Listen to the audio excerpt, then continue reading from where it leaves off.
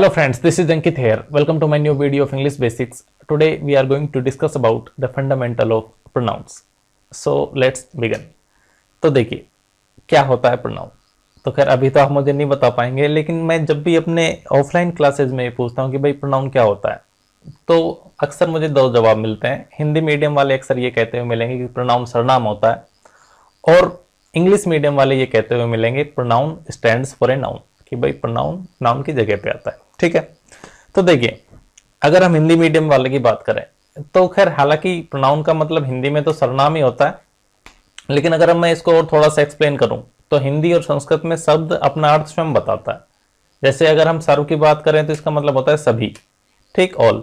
और नाम का मतलब तो हम पिछले दो वीडियो से पढ़ ही रहे हैं कि भाई किसी भी चीज का नेम, किसी person, place, thing, feeling, action, idea, emotion, किसी चीज का भी नाम नाउन होता है। तो नाम का मतलब नाउन हो गया, सर्व का मतलब सभी हो गया, तो जो सभी नाउन की जगह पे आ जाए वो प्रोनाउन हो गया। ठीक, ये है हिंदी मीडियम वाले के हिसाब से। इंग्लिश मीडियम वाले के हिसाब से हो गया कि भाई जो भी जैसे कि मैंने अभी बताया कि pronoun stands for a noun, जो भी नाउन की जगह पे आता है। तो ऑलमोस्ट सेम चीजें हमें यहाँ पे दिख रही हैं। ठीक है, ज्यादा कोई फर्क दिख नहीं रहा। लेकिन मैं अगर आपसे रिकमेंड करूंगा तो मैं दूसरी वाली को रिकमेंड करूंगा। उसके पीछे एक रीजन है। देखिए आप हिंदी से इंग्लिश या इंग्लिश से हिंदी नहीं सीख सकते, ये दोनों अलग अलग है भाई। इसको रिलेट करके आप नहीं सीख सकते। अगर इसको रिलेट करके, ट्रांसलेशन करके, मीनिंग निकाल के सीखा ना, तो अर्थ का कई बार भयंकर अनर्थ हो जाता है। इसको देखिए मैं एक एग्जांपल से समझा देता हूं तुम्हें। जैसे अगर तुमने प्रोनाउन का मतलब सर्वनाम निकाला तो फिर तुम आगे ये भी निकालने लगोगे, आई का मतलब मैं होता है, यू का मतलब तुम होता है, ही का मतलब वह होता है। भाई ऐसे नहीं होता। देखिए मैं अगर एक सेंटेंस दूं उससे आपको क्लियरली समझ में आ जाए कि ऐसे हमें नहीं निकालना। प्रोनाउन के अलग यूज होते हैं, सर्वनाम के हिंदी में अपने अलग यूज होते हैं। वो अलग लैंग्वेज है, ये अलग लैंग्वेज है, उसके अपने अलग स्ट्रक्चर है, इंग्लिश के अपने अलग स्ट्रक्चर है। तो आप इसे क्यों रिलेट करना चाह रहे हैं? देखिए मैं एक एग्जांपल से समझा देता हूं कि क्यों रिलेट नहीं करना चाहिए। देखिए मेरे दोस्त ने मुझसे कहा कि मैं तुम्हारी मदद करूंगा। ठीक है, अब अगर मैं इसको इंग्लिश में ट्रांसलेट करना चाहूं तो ऐसे लिखना पड़ेगा, my friend told me that I will help you. तो हमने मैं की जगह आई लिख दिया, तुम्हारी जगह यू लिख दिया, और ये सेंटेंस सही हो गया। क्या वास्तव में सही हो गया? मुझे लगता है जिसको भी इंग्लिश की थोड़ी बहुत समझ होगी, इल्म होगा, वो ये समझ गया होगा कि ये सेंटेंस गलत हो चुका है। इसको सही करने के लिए इस आई को हमें चेंज करना पड़ेगा और यहाँ पे ही लिखना पड़ेगा, और इस यू को भी चेंज करना पड़ेगा और इसकी जगह मी लिखना पड़ेगा। इसका सिंपल रीजन ये है कि जो ये मैं यहाँ पे यूज हुआ है ये मेरे दोस्त के लिए यूज हुआ है। मेरा दोस्त यहाँ पे थर्ड पर्सन है। थर्ड पर्सन के लिए हम प्रोनाउन जो इंग्लिश में यूज करते हैं वो ही, सी, इट यूज करते हैं। क्योंकि मेरा दोस्त है वो पुलिंग है, इसलिए हम यहाँ पे ही यूज कर रहे हैं। ठीक है, ये मी मैंने अपनी जगह पे यूज किया है। ठीक है, स्पीकर के लिए हम यहाँ पे जो प्रोनाउन यूज करते हैं वो आई यूज करते हैं, क्योंकि यहाँ पे हेल्पिंग वर्ब के बाद आया है, तो हम इसे सब्जेक्टिव केस में नहीं ऑब्जेक्टिव केस में लिखेंगे। ये सारी चीजें हम आगे इसी वीडियो में डिस्कस करने वाले हैं कि ये सब्जेक्टिव केस क्या होता है, ऑब्जेक्टिव केस क्या होता है, फर्स्ट पर्सन थर्ड पर्सन क्या होते हैं, इसको अभी समझने वाले हैं। लेकिन फिलहाल में मैं एक बता रहा हूँ कि भाई हिंदी और इंग्लिश को आपस में रिलेट मत करिएगा। अगर हिंदी से इंग्लिश सीखना ही एकमात्र रास्ता होता है फिर तो कोई इंग्लिश सीख नहीं पाएगा। भाई अंग्रेज इंग्लिश सीख नहीं पाएंगे कभी, क्योंकि उसे प्रोनाउन का मतलब सर्वनाम पता नहीं, आई का मतलब मैं पता नहीं, यू का मतलब तुम पता नहीं, ही का मतलब है पता नहीं। तो अंग्रेज, चाइनीज, जापानी वगैरह कभी कोई सीख पाएंगे नहीं, क्योंकि उन्हें तो ये पता ही नहीं है ये चीजें। तो मानिए इसको इंग्लिश से सीखिए, हिंदी से मत सीखिए, उसको हिंदी से रिलेट करने की कोशिश मत कीजिए। ठीक है, तो देखिए अगर सारी बातें समझ में आ गई हो तो अब हम पर्सनल प्रोनाउन को डिस्कस करने वाले हैं, जिसकी वजह से इन सेंटेंस में हमसे गलतियां हो रही थी। ठीक है, तो अगर हम पर्सनल प्रोनाउन की बात करें तो इनमें मेनली 4 एट्रीब्यूट होते हैं। इनमें केसेस होते हैं, इसमें पर्सन होते हैं, इनमें जेंडर होते हैं और इनमें नंबर होते हैं। तो एक एक करके समझते हैं। अगर हम पर्सन की बात करें तो 3 पर्सन होते हैं, फर्स्ट पर्सन, सेकंड पर्सन और थर्ड पर्सन। अगर फर्स्ट पर्सन की बात करें तो उनमें 2 होते हैं हमारे पास, आई और वी। ये एक्चुअल में स्पीकर होते हैं जो उस कथन को, उस स्टेटमेंट को कहते हैं। ठीक है, किसी भी बात को जो कहने वाला, बोलने वाला, वो होता है हमारा फर्स्ट पर्सन, जो कि आई और वी है। अच्छा, उसको सुनने वाला जो होता है वो यू होता है, जो एक ही होता है। अब देखिए अगर फर्स्ट पर्सन की बात करें तो इसमें आई सिंगुलर हो गया, वी प्लूरल हो गया। ठीक, लेकिन अगर नीचे वाले में सेकंड पर्सन बात करें तो ये यू होता है, ये ही सिंगुलर बन जाता है, यही प्लूरल भी बन जाता है। ठीक, यही लड़के के लिए भी यूज हो जाता है, यही लड़की के लिए भी यूज हो जाता है। अच्छा, यही सब्जेक्ट भी बन जाता है, यही ऑब्जेक्ट भी बन जाता है। अच्छा, ऐसा क्यों हो जाता है कि ये सारे काम यू अकेले करने लग गया? ठीक है, ऐसा क्यों हो जाता है कि इस आई के साथ हैज नहीं हैव लगानी पड़ती है जबकि ये तो सिंगुलर है। आई के साथ ऐसा क्यों हो जाता है कि इसको अलग वर्ब एम देनी पड़ती है। इन सब का मैं डिटेल वीडियो आने वाले 2 वीडियो में बनाने वाला हूं, लेकिन उसके पहले एक डिस्क्लेमर मैं पहले ही दे देता हूं, वो फंडामेंटल वीडियोज नहीं है, वो सिर्फ उनके लिए जो इंग्लिश में डीपली इन्वॉल्व हैं, जो पहले से समझदार हैं या फिर जो समझदार बनना चाहते हैं, बस उनके लिए ही है वो वीडियो। जो अभी बिगनर्स हैं उनके लिए वो वीडियो नहीं है, ठीक है।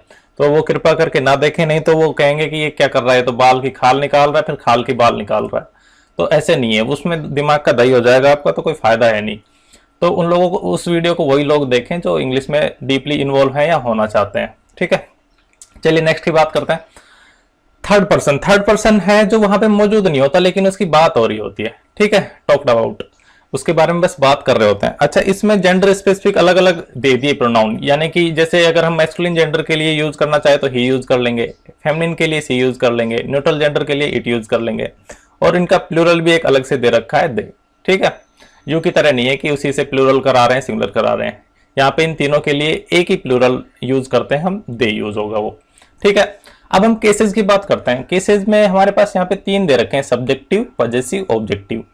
सब्जेक्टिव केस क्या है, जैसे ये I, we, you, he, she, it, they है, ये सब्जेक्ट बनेंगे, ठीक है। सब्जेक्ट का मतलब वर्ब से पहले आके जो लिखा जाएगा तो ये इनमें से लिखे जाएंगे, कोई I, we, you, he, she, it, they. लेकिन अगर ऑब्जेक्टिव केस है तो ये वाले लिखे जाएंगे, me, us, you, him, her, it, them. तो इनको इंटरचेंज नहीं कर सकते, मतलब समझ आ रहा है आपको, मतलब सब्जेक्ट की जगह मी नहीं लिख पाएंगे, ठीक है। अब करते हैं पजेसिव की बात। अगर पजेसिव की हम बात करें तो पजेसिव में my, our, your, his, her, its, their है, ये ना तो हमारे सब्जेक्ट बन पाएंगे ना ये ऑब्जेक्ट बन पाएंगे, बस ये बनने में मदद कर देंगे।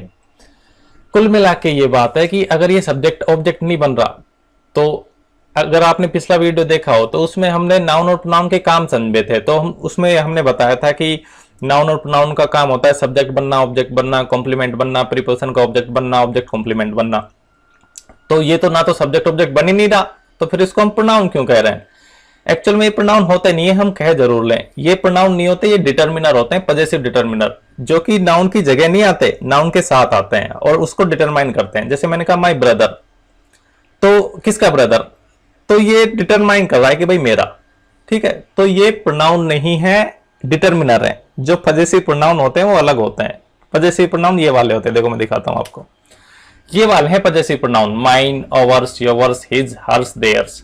जैसे मैं कहूंगा ना माई ब्रदर, तो उसको चाहे तो मैं माइन लिख सकता हूं, ठीक है, उसका मतलब हो गया माई प्लस नाउन, तो उस जो नाउन है उसकी जगह कुछ भी फिल कर सकते हैं, my book, my brother, my sister, my uncle, my father, कुछ भी, ठीक है।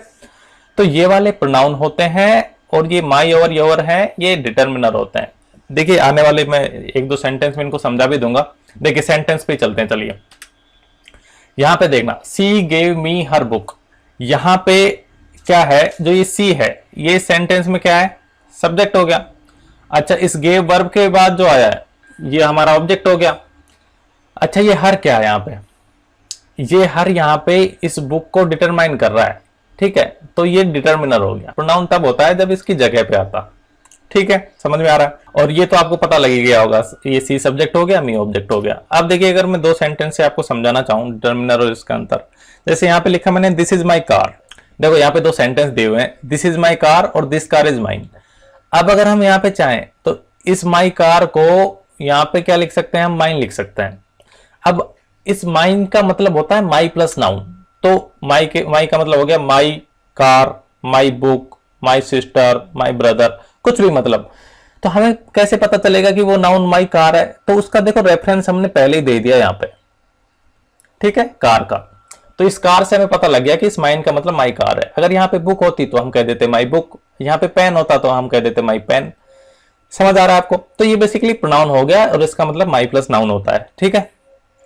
अच्छा, ये माई डिटर्मिनर हो गया क्योंकि ये नाउन के साथ आया है, ठीक है।